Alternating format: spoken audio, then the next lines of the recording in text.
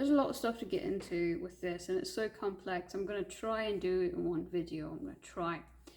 I have ADHD, so this is going to be difficult for me, but here we go.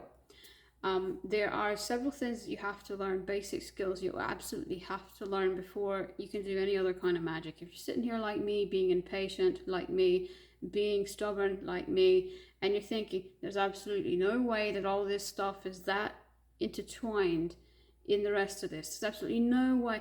It is. In fact, it's so embedded in it that it is the foundation for all magic. If you can't do this, then the rest of your magic is going to fail you every time. It's going to be nothing happens at all, or it's going to be really weak and flawed. Yeah, either way. Before we even get into the actual skills, you have to make sure that you're of pure intent, because if you're not of pure intent, that's where 99.9% of all consequences happen. If anyone's ever told you that magic has consequences, no, magic only has consequences if you're of ill intent, usually. If there's a really strange situation where maybe you didn't have sacred permission, and maybe, you know, your intent was pure but you were reckless with it, meaning you didn't even try and you didn't even care, you know, to find out, you were careless with it. I don't know if you'd be forgiven for that or not, but most of the time when you're not forgiven, it's because your intent was ill intent. Ill intent is anything from selfishness to jealousy to you know, just blatant sinister, you know. It's anything negative, evil type, you know, just ill intent, you know. So as long as you got that pure intent, assuming that, now your next step is, okay, you need to learn how to sense the energies, because that is how you can find out whether or not you have sacred permission. That's also how you can find out whether or not you can trust somebody. It's how you can find out whether or not, you know, somebody else is of pure intent. It's also just in general how you sense everything. I mean, when you go on you know, a harvesting, where you go out and you look for things, okay, you look for things to harvest, or basically you're looking for anything that pulls to you. There might be a twig out there that you're looking for. You don't know it's a twig, or maybe you do, but there's something that you're looking for. Maybe you're meant to make that into a flute. Maybe you're looking to make it into a rattle. But there's something, maybe there's a feather out there you're meant to find and put in something. I don't know, but you have to find it. There could be a vast 100-acre wood or 10,000 acre woods, you know, and you have to find it in that. And if it's a needle in the haystack, how are you going to find it without being able to sense that energy trail?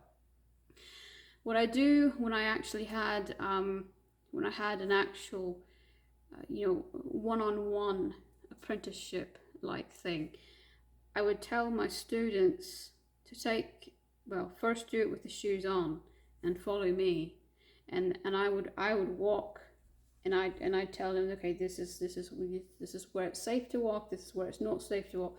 I'd be in barefoot and they would be in shoes, and then I would step back and I'd have them, okay, now walk somewhere and tell me where you think it's safe and where it's not safe. And every time they got wrong, they still had shoes on, just in case. There were thorns out there.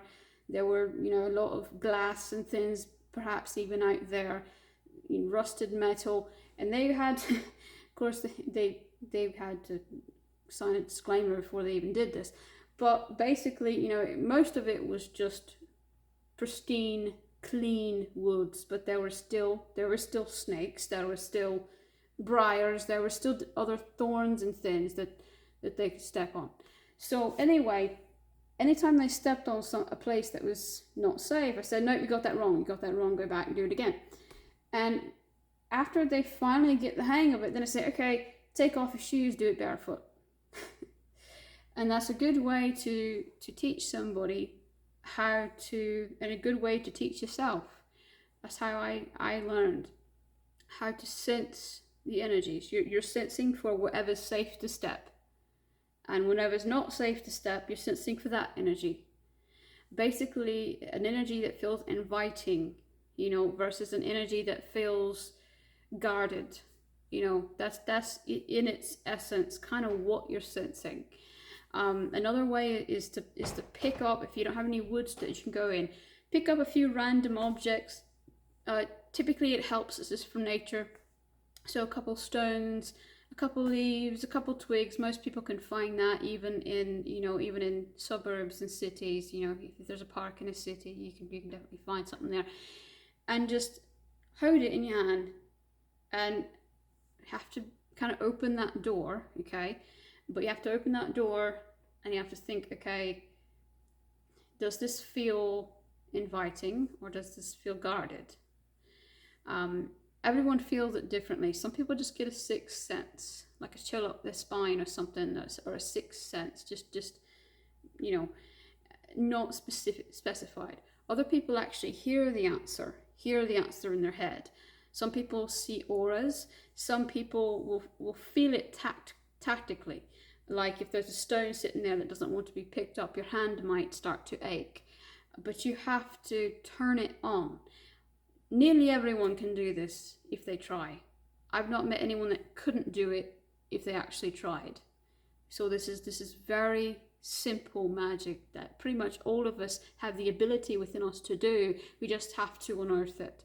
And if you cannot unearth it with that, then this isn't my first choice, but it probably will open a few doors, okay? You go to a place where you know that there's a lot of spirits. You go to a place either where it's the haunted house, respectfully, do so respectfully. Please don't get in anyone's way. Please don't tread on anything. But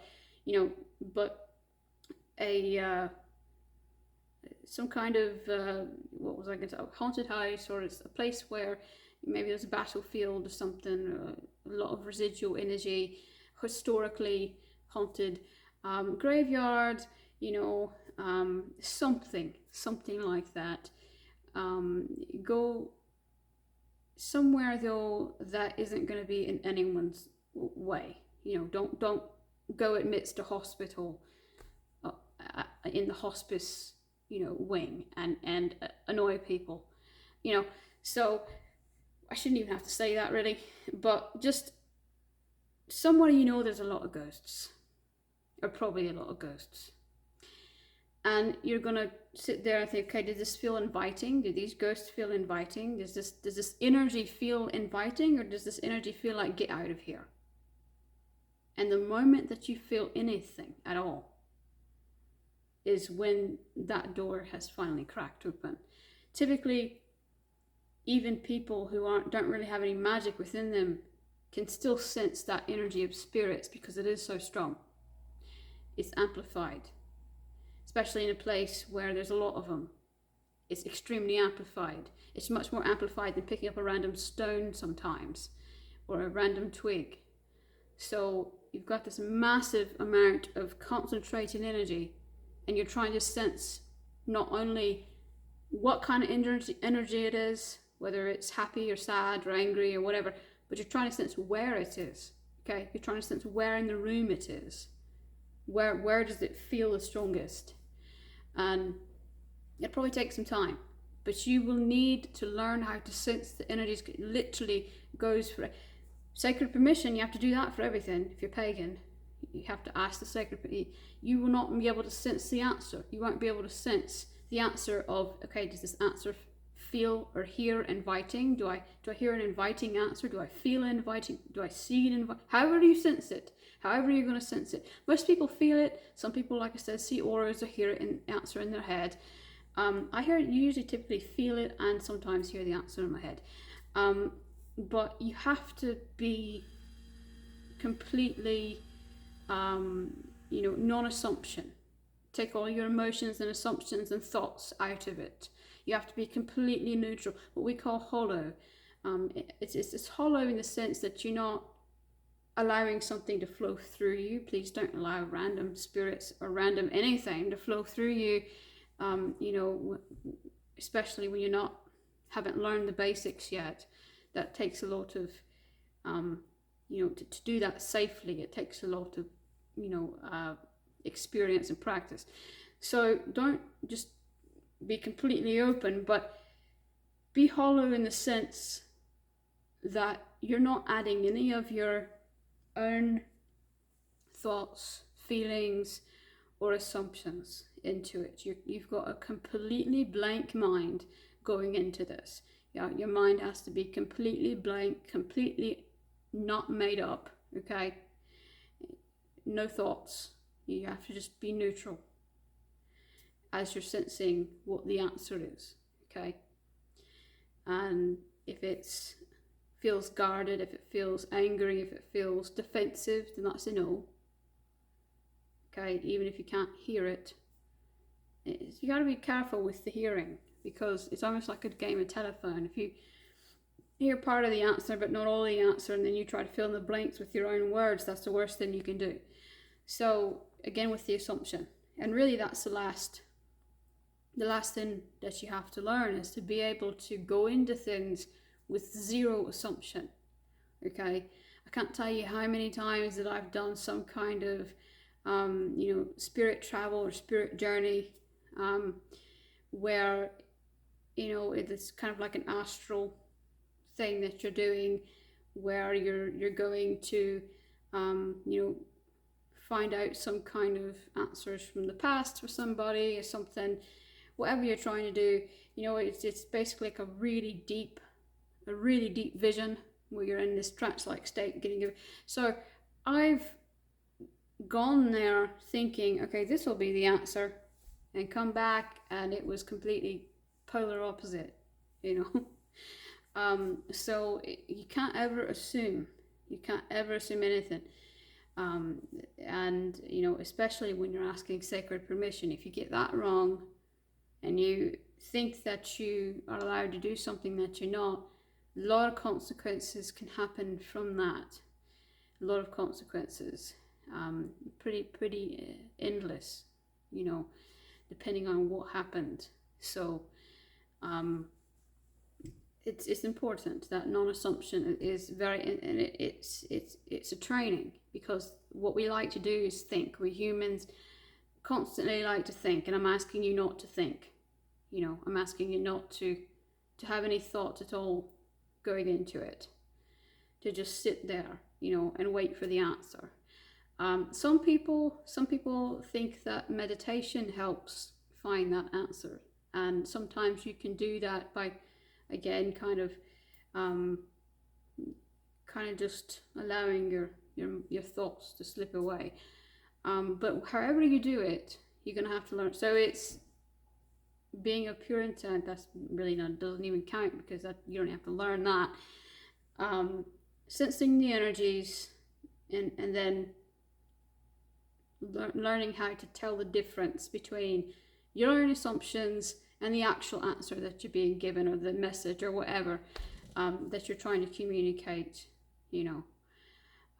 So if you ever go and you're walking in the forest, you just put your hand on a tree, the trunk of a tree, and see if you can feel the energy of that tree, what that tree has to say.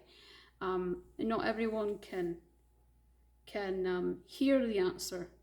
Not everyone can see the answer, but most everyone can at least feel the answer.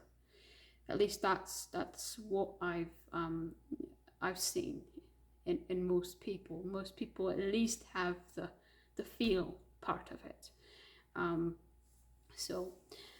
Anyway, just experiment, and don't get discouraged, because learning that right there, sometimes stuff like that can take up to 2 years, depending on how often you practice.